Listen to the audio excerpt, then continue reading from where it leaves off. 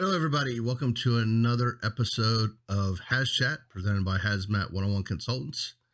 I'm one of your hosts, Bob Coscignano, with my co-host over, pointing the right way, over there.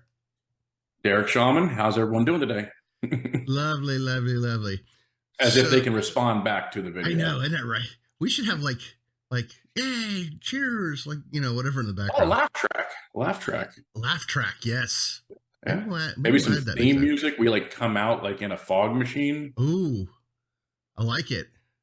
So one of you out there, comment down below if you want to put together an intro with a fog machine and maybe some awesome rock music for us.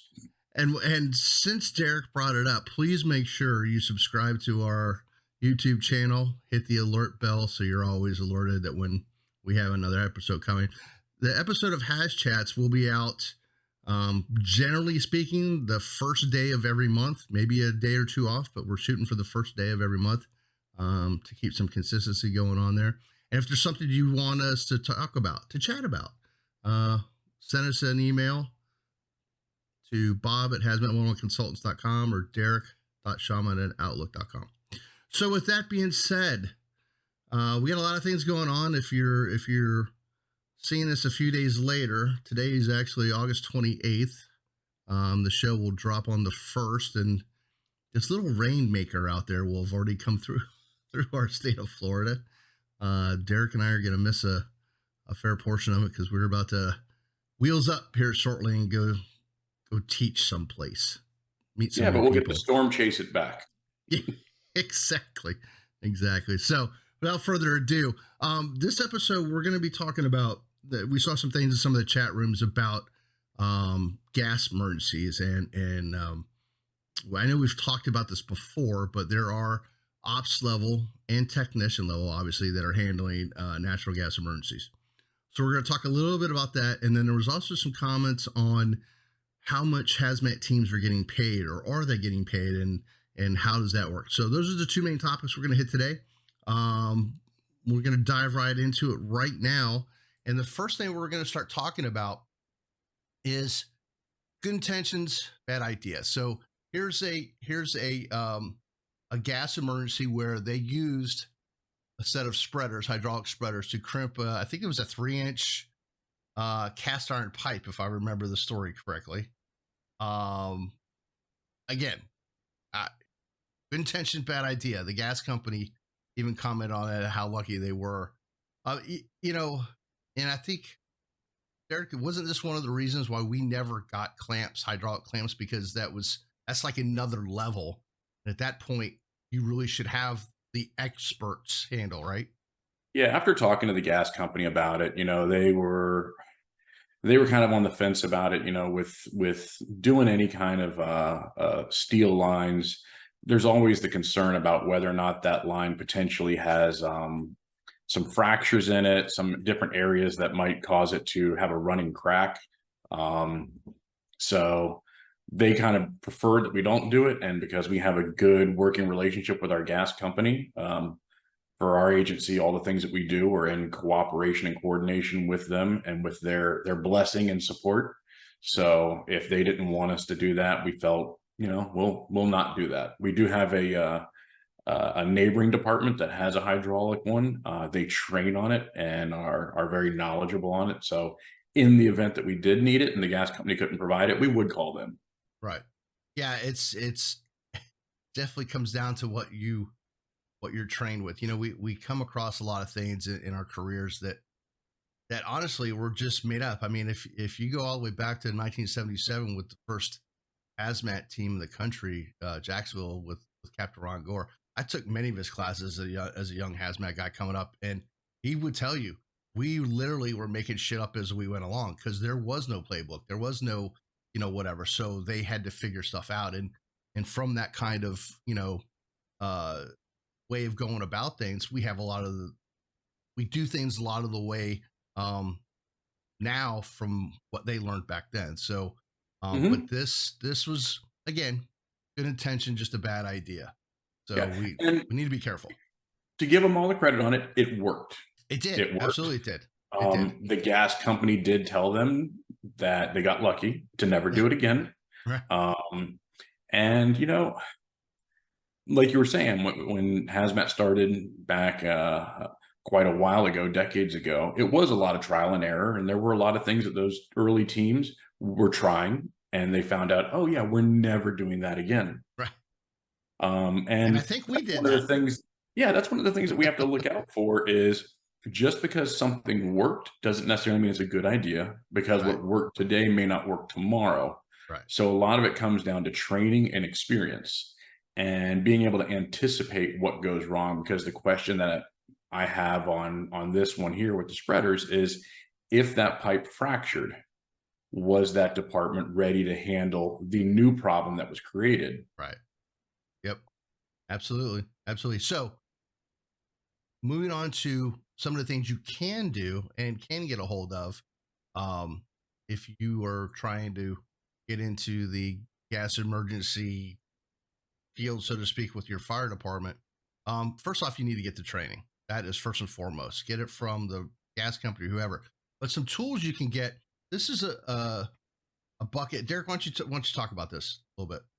So these are just the Edwards and Cromwell brand pipe bands. And they're bands that go around to fix a leaking pipe. They work well on gas lines. I mean, obviously pressures are going to be dependent on certain things, but the benefit to it is you can easily slide it around. So if we have a pipe that's been nicked, it's not completely severed, this is our first go-to, because we don't have to interrupt the gas supply. We can keep gas flowing. There may be some critical infrastructure. We've had some where hospitals were downrange of it, or nursing homes, or maybe even schools where the cafeteria is having to reheat the horrible food that they brought in from some sort of warehouse. But being able to keep that service flowing, that's a good one. And you'll see here the crate that we have. There's a piece of poly pipe inside of each one of those band clamps. And the idea for that being is that piece of poly pipe is the size for that band clamp to go on. So instead of having a bunch of loose clamps and trying to figure out which size is which and doing those things, we can literally just bring that crate over. The guys pull out a few of them that look like they're about the same size. They can literally hold that piece of poly pipe with the clamp in it up against the pipe they're working on and get a visual match on size. Makes it much quicker than trying to sort through just a bunch of loose clamps that anyone who's ever used these knows that when they're open, it's hard to tell what size they are. When they're Right. wrapped around a pipe, it gives that visual, makes it a lot easier. Exactly. Exactly. And that's especially 3 o'clock in the morning, as I always, that's my go-to time. 3 o'clock in the morning. You don't want to try to figure stuff out. And then next we have this little gem, The PermaCert. the PermaCert. We would now, well, let's back up just a little bit, because we have discussions, or we've had discussions with people about, should you jump in the hole?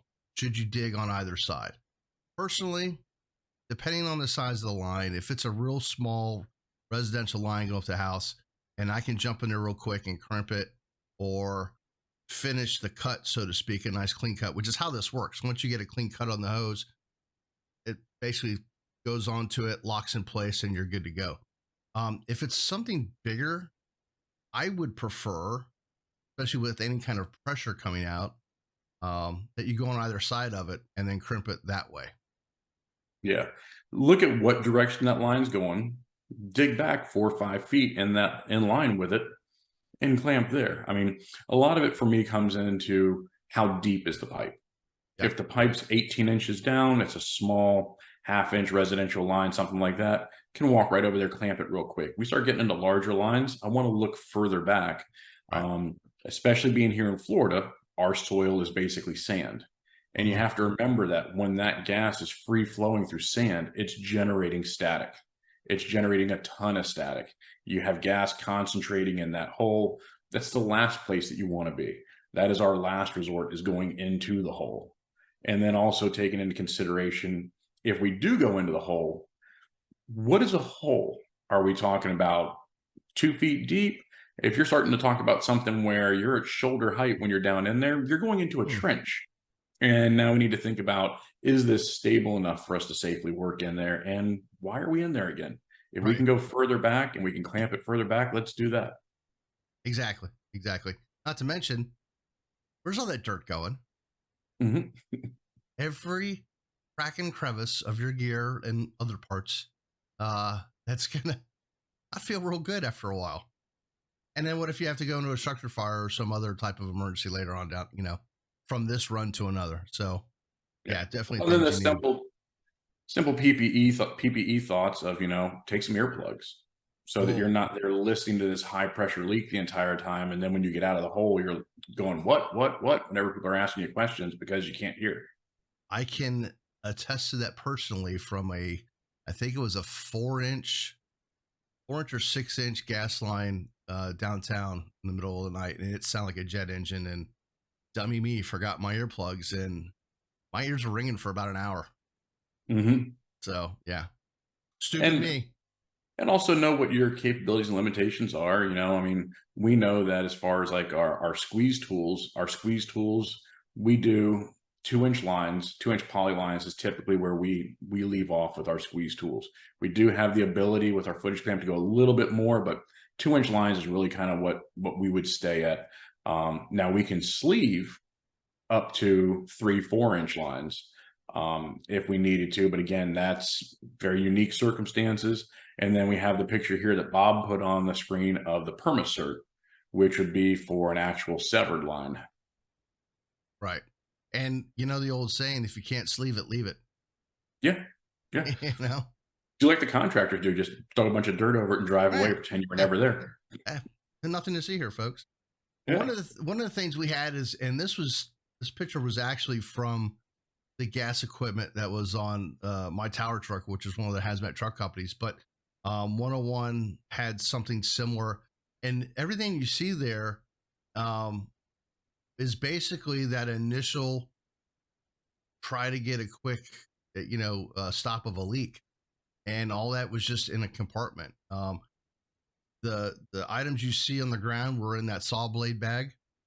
So we took good use of that old blade bag and used that as our gas bag, so to speak. And then we had some of our other clamping devices.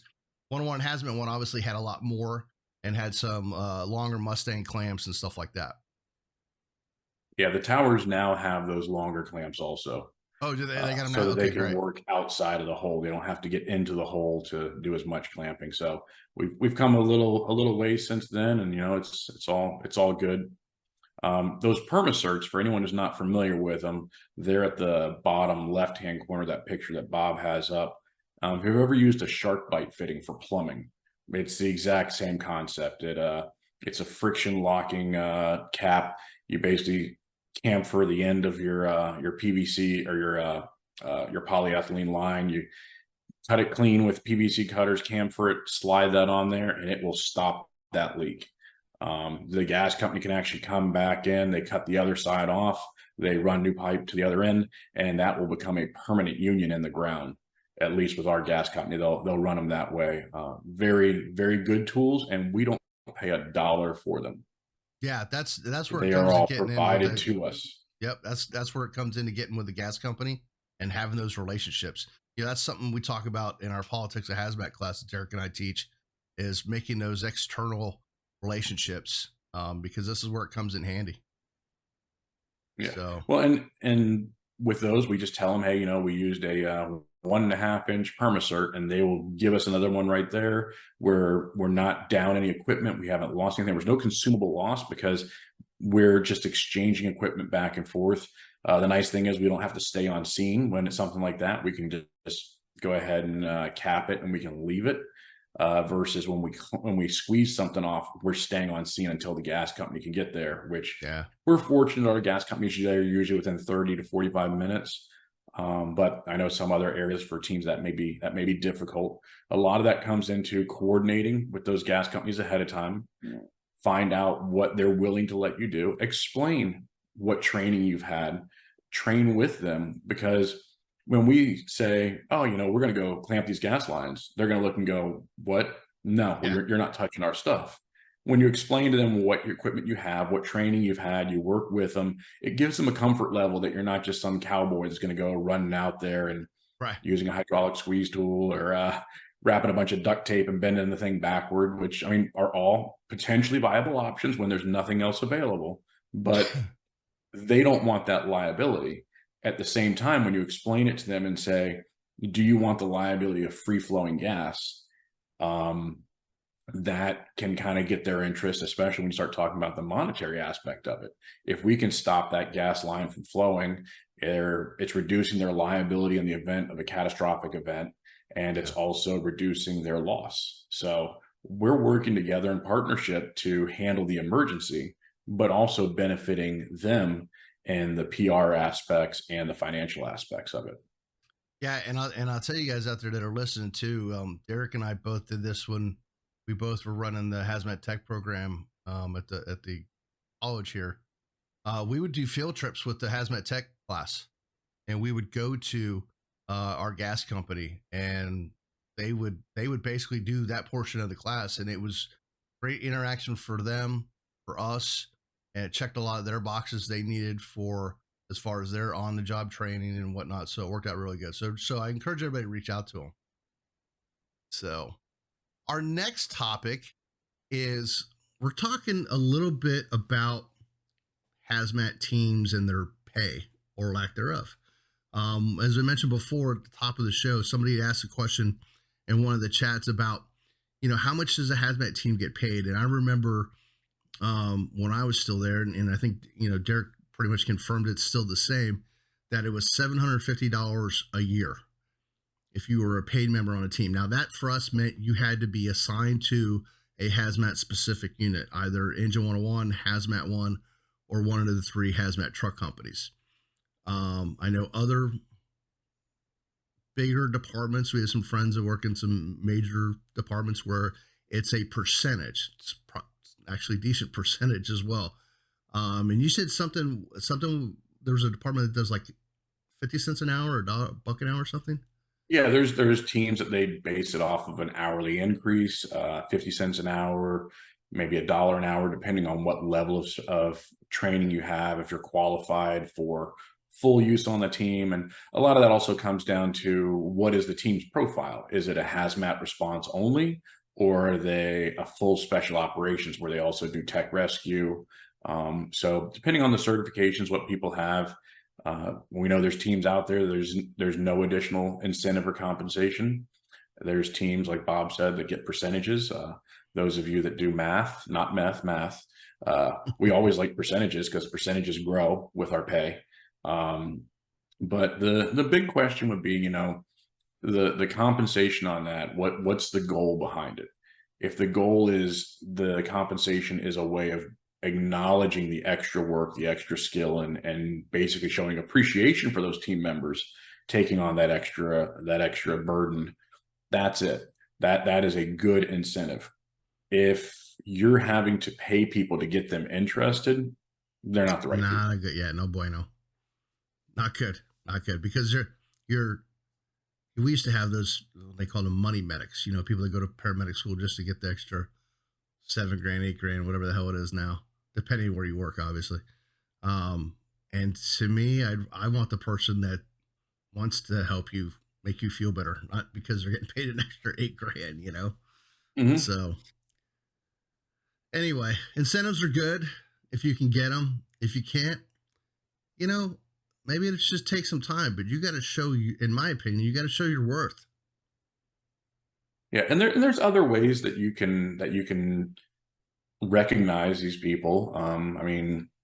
Whether it's different availabilities for training schedules, giving them a little bit of priority on that, your special operations people. It's not about putting special operations teams on any kind of a pedestal. Special Right. operations people are responders just like everybody else. They're no different. They're just people who have taken on additional tasks and hopefully are excelling at those tasks. And it doesn't mean that their training's any more important, that their units are any more important. What it does mean is that they have additional training that they have to do. They have additional equipment they have to maintain. So if your administration can work out at the minimum a priority on training schedules to get those team members to get that enhanced level of training, Mm-hmm. that can be a good enough incentive versus a monetary incentive. Maybe shifting some other duties for things like pub ed requests, things like that, to your non-special teams unit because Yeah. of the fact that they already have that added burden maybe give those extra tasks to the units that don't have those things so that they're not battling for time on the calendar to be able to maintain their skill set.